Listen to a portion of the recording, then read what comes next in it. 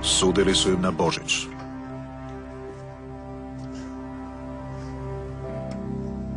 Nu l-am recunoscut, pentru că și-a scos căciula și-a dat mâna prin păr și era foarte palid. Se uita speriat, se uita la toți, că când a văzut atâta lume în... Padobranac Ionel Boero doveo je bračni par Ceaușescu na pregled u ovu sobu.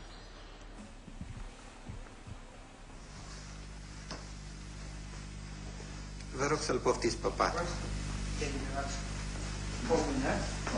Spre deosebire de Nicolae Ceaușescu, care avea un miros normal de om îngrijit, ea mirosea foarte urât, mirosea jenant de urât. S-a comportat normal în continuare.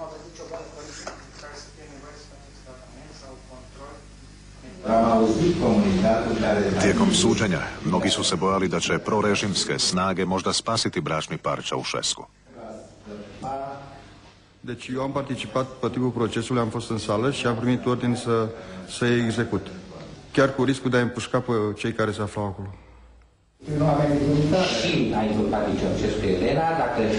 Ceaușescu su optužili da su tijekom revolucije skrivili smrt tisuća Rumunja.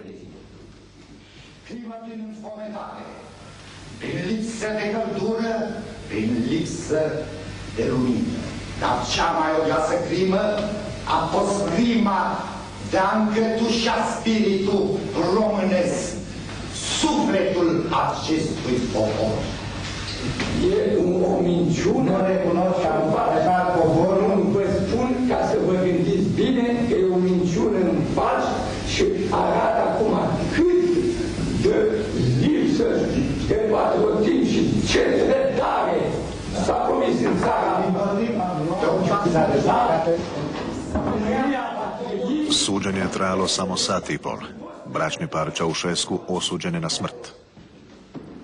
Au ieșit toți din sală și atunci am rămas doar eu împreună cu ei. A intrat un locotenent colonel, nu știu, nu rețin și nu știu cum îl cheamă, care mi-a ordonat să iau pe rând și să-i împușc. Ei atunci au spus nu, că vor să moară împreună. Dacă vreți să ne omorâți amândoi. Împreună. Nu. Și atunci am cerut acelui ofițer să le facă ultima dorință, adică să fie împușcați împreună. Dreptul să fie împreună.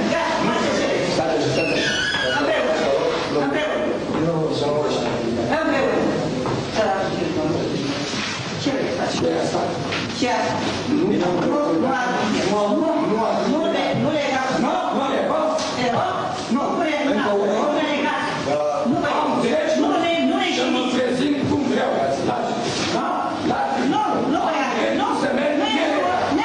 și de acolo.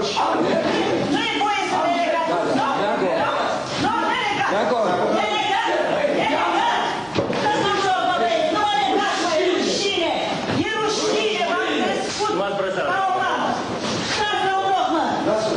Și iată, rupeți mâna, dați-mi drumul la mână. Dacă, bine. Dați-mi drumul. Ce faceți așa? În toată lumea. Nu vă uite nimeni. Noi suntem aici așa, pe cine?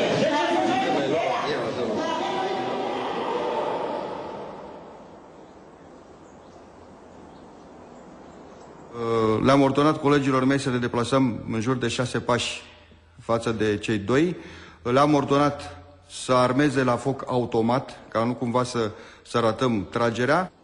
Eu am tras 29 de cartușe în rafale, în 3 rafale. Prima rafală l-a lovit pe el în genunchi, după care a doua în piept și următoarea rafală a fost asupra Elenei Ceaușescu.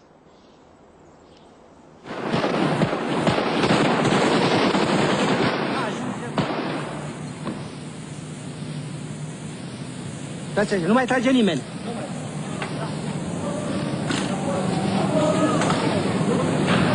Ionel Boero sjeća se da su dva strijelca do njega presporo reagirala, pa smatra da je on ubio Nikolaja i Jelenu.